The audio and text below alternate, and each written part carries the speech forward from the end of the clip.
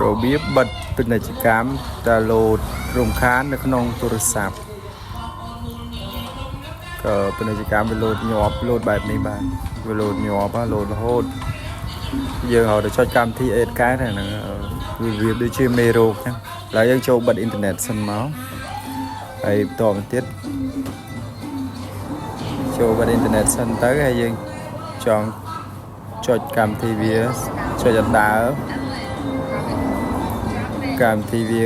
គាំងចុចអេតដើរវានៅតែលោតបិទអ៊ីនធឺណិតហើយវានៅតែលោតទៀតវាលោតចេញបែបហ្នឹងពាណិជ្ជកម្មវាលោតញាប់យើងចុចអីអត់កែត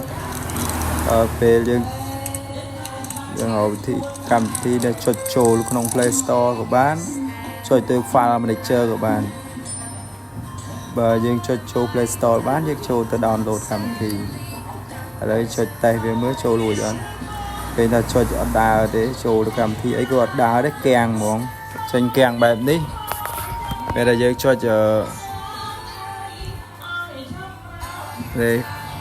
ចុចអីអត់កែទេយើងចូលកម្មវិធីមក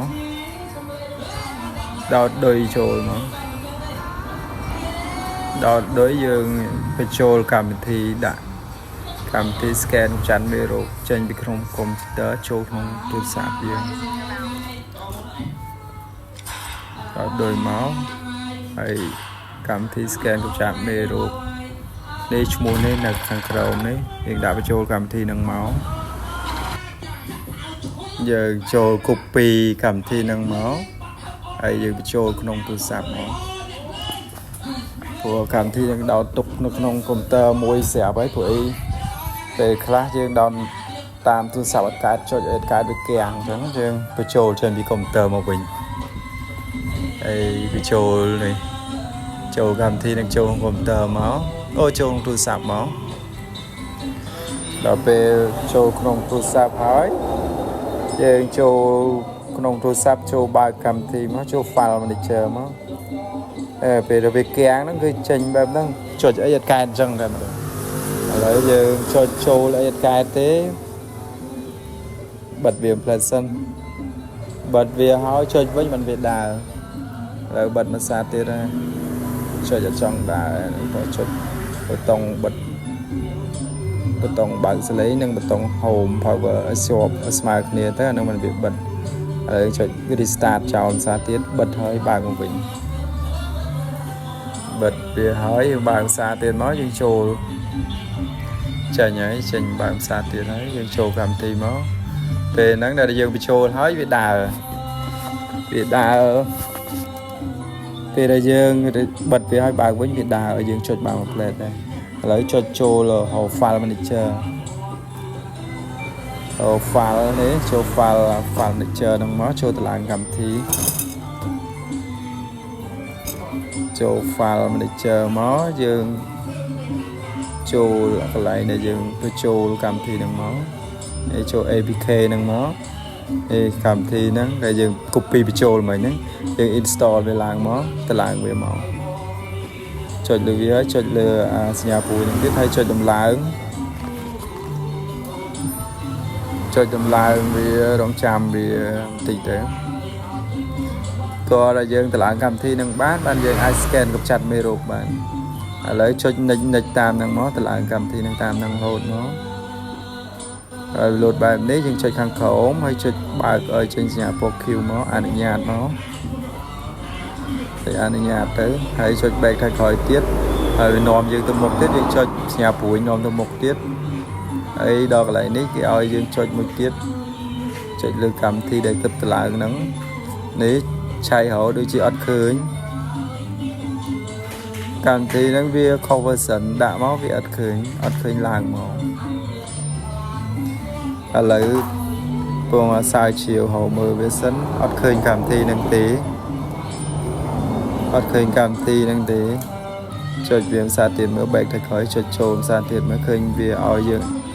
អនុញ្ញាតកម្មវិធីនឹងទៀតអត់ឃើញគេឲ្យអនុញ្ញាតកម្មវិធីនឹងទេអញ្ចឹងយើងតម្លើងតាមកម្មវិធីនឹងតម្លើងអត់បានទេព្រោះអីវាខុស version ណាយើង download ហ្នឹងឥឡូវយើងឈប់តម្លើងតាមហ្នឹងហើយយើងចូលកម្មវិធីផ្សេងយើងចូល setting ម្ដង ចូល setting យើងចូលទៅលុបឈ្មោះកម្មវិធីដែលមេរោគហ្នឹងតែម្ដងហើយយើងចូលអូចូលក្រោមចូលកម្មវិធីទូរស័ព្ទមកហើយចុចខាងលើទៀតតបពីចុចខាងលើហើយរងចាំវាបន្តិចទៅវាកំពុងទៅវិលឥឡូវ scan រយៈហ្នឹងតឡាកម្មវិធីបានមានយើងចូលលុបនេះចូលលុបមកមានកម្មវិធីណាដែលប្លែកដែលយើងអត់តឡាវាឡើងខ្លួនវាយើងចូលលុបទៅនេះដូចជាកម្មវិធីអំបោះហើយហ្នឹងលុបវាចោលទៅហើយយើងអូសចូលមកក្រោមទៀតទៅមើលកម្មវិធីឈ្មោះដែលជាមេរោគហ្នឹងប្រហែលឈ្មោះហ្នឹងយើងចុចចំវាទៅមើលតែកម្មវិធីណាប្លែកហើយវាលោតពាណិជ្ជកម្មមកដោយសារកម្មវិធីហ្នឹងនេះកម្មវិធីនេះធំសម្រាប់ទៀតយើងចុចលើវាទៀតទៅហើយចុចលុបវាចោលទៅ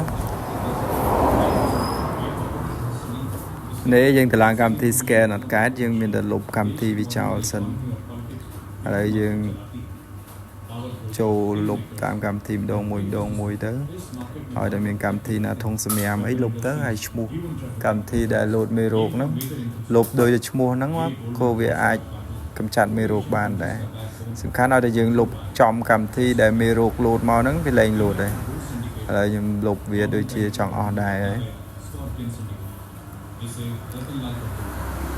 លុបដូចជាចង់អស់មេរោគហើយកំពុងតែអូសត្រួតពិនិត្យវាមួយសារទៀតឆែកមើលកម្មវិធីណាដែលយើងអត់ប្រើកម្មវិធីនេះតឡាងអត់កែតយើងលុបវាចោលវិញសិនដែរទៅតិចទៀតយើងតឡាងកម្មវិធីនឹងមកវិញដោយសារយើងចង់ដឹងថាវាអស់មេរោគហើយក៏នៅអញ្ចឹងឥឡូវយើងអាចចុចថយក្រោយមកវិញសិនមកយើងចុចបានហើយវាលែងលោតពាណិជ្ជកម្មយើងចុចបើកអ៊ីនធឺណិតមកវិញមកហើយនេះវាចុចសម្អាតយើងចុចសម្អាតមួយសិនទៅ clear memory ឲ្យបាន memory ច្រើនតិចវាកំពុងតែ scan ក្នុង memory ដែរហើយយើងរងចាំវាតិចទៅកាលនេះកម្មវិធីស៊ីនវាហ្នឹងអត់មានបញ្ហាអីទេអត់មានលោតមេរោគអីទេហ្នឹងយើង scan តាមវាទៅឲ្យទូរស័ព្ទយើងដើរស្រួលដែរហ្នឹងធ្វើឲ្យកម្មវិធីវាដើរលឿនជាងមុនដែរហើយតបទៀតយើងបែកថយក្រោយមកហើយយើងអូហៅពាក្យ Play Store មកនេះកម្មវិធីធំសម្រាប់នេះលុបដែរហ្មងទៅកុំឲ្យវាអាចលោតមេរោគមកឲ្យក្រោយទៀតហើយឥឡូវយើងអូសចូលមក Play Store មកអូសចូល Play Store ហើយយើង download កម្មវិធីមិញមកកម្មវិធីដែលខ្ញុំទៅសេនៅខាងលើនោះនេះចូលក្នុង Play Store scan វាតិចសិនមកនេះចូលកន្លែង search សេអក្សរ P នេះទៅសេដូចហ្នឹងមក POP PU ហ្នឹងមក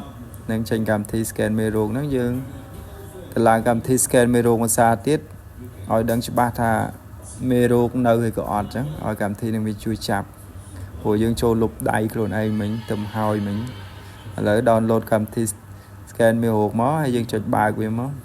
ដំឡើងកម្មវិធីហ្នឹងមកដំឡើងកម្មវិធី scan មេរោគហ្នឹងមកឥឡូវយើងទៅឡើងម្ដងមួយជំហានហ្នឹងតាមហ្នឹងមកព្រោះមុនហ្នឹងមិញទៅចូលពីកុំព្យូទ័រទៅឡើងអត់បានទេដោយសារវា cover version វា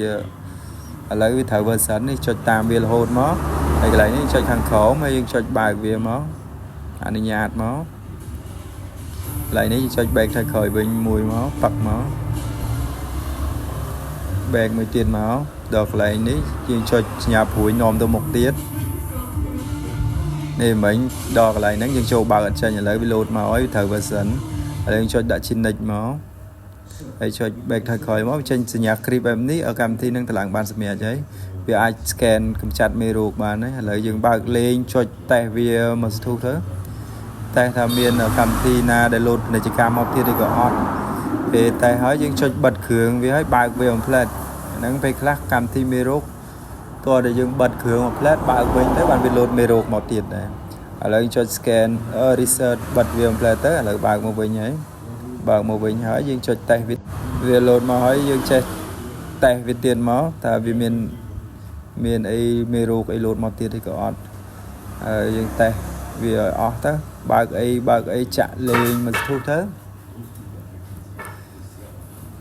បើក YouTube ហើយក៏បើកអីលេងមកស្ទុះទៅឃើញថាវាមានមេរោគ load មកទៀតអត់យើងចាំមើលវាទៅព្រោះអីកម្មវិធី scan មេរោគជួនកាលទៅលុប mà ra tới vì nơi khác tiệt đấy chứ để dùng bà cầm thì scan mê rục mới miền chập bà này cái on miền thế